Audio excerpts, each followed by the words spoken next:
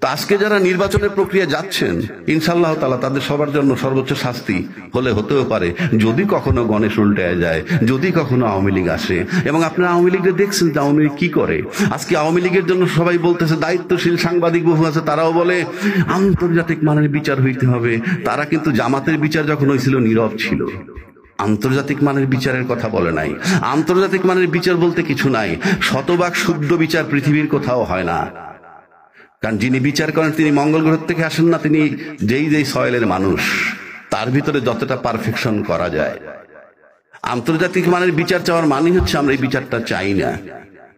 Very simple. আপনারা সবাই জানেন যে কিভাবে যুদ্ধ অপরাধীদের শাস্তি দিছিল, মৃত্যুদণ্ড দিছিল। শাহবাগ মোড়ে চিৎকার করার পরে আইনটাকে সংশোধন করে, ওই দিন সংশোধন করে পিছে এফেক্ট দিছে। সেই নজিরও বাংলাদেশে আছে। তো সেই ফ্যাসিজমের সমস্ত সিস্টেম ওই বইটা রয়ে গেছে। আর এই যে নির্বাচনটা দিতেছেন নির্বাচন কমিশন, সে বেআইনি ভাবে দিচ্ছেন। তাকে নির্বাচন দিতে হবে অন্তর্বর্তীকালীন সরকারের অধীনে, অন্তর্বর্তী সংবিধান মোতাবেক নির্বাচন দিচ্ছেন উনি। কারণ ইউনূস সাহেব অন্তর্বর্তীকালীন সরকার। কেউ কেউ প্রশ্ন করেন তাহলে এই সংবিধানটা কোথায়? এই সংবিধানটা অলিখিত। ইউনূস সাহেব যা করতেছেন এইটাই সংবিধান। এবং যারা 5ই আগস্ট একটা জুলাই ঘোষণাপত্র করছেন, তাদেরকে আমি বলবো আপনারা সেটা সংশোধন করেন, পরিশুদ্ধ করেন। সেই সংশোধনে ইউনূস সাহেবের মেয়াদ দিয়ে দেন যে 8ই আগস্ট 2024 থেকে 30 জুন 2026 পর্যন্ত তার মেয়াদ। এর ভিতরে উনি নতুন নির্বাচন কমিশন গঠন করবেন এবং নির্বাচন দিয়ে যাবেন। তাইলে বৈধতা পাবেন। আপনি লেখা রাখতে পারেন, কেউ বৈধতা পাবেন না। আপনার সংসদ পর্যন্ত যাওয়ার প্রক্রিয়া কি? আর এই সংস্কার নিয়ে যে কথা বলা হচ্ছে, বুলশিট, কিছুই হবে না। কেন হবে না? এটা অনুমোদন হবে কবে? আগামী সংসদ হওয়ার পর 2 বছরের মধ্যে। কন্যার সাথে দেখা নাই, বিয়া শুক্রবার। আপনি কিভাবে করবেন? ওই পর্যন্ত যান, তারপর কিন্তু 2 বছর টাইম পাবেন। আর আজকে যারা নোট অফ ডিসেন্ট দিয়ে যাচ্ছেন, তারাই যদি ক্ষমতায় যান, গিয়ে বলবেন আমরা তো নোট অফ ডিসেন্ট দিয়েই আসছি।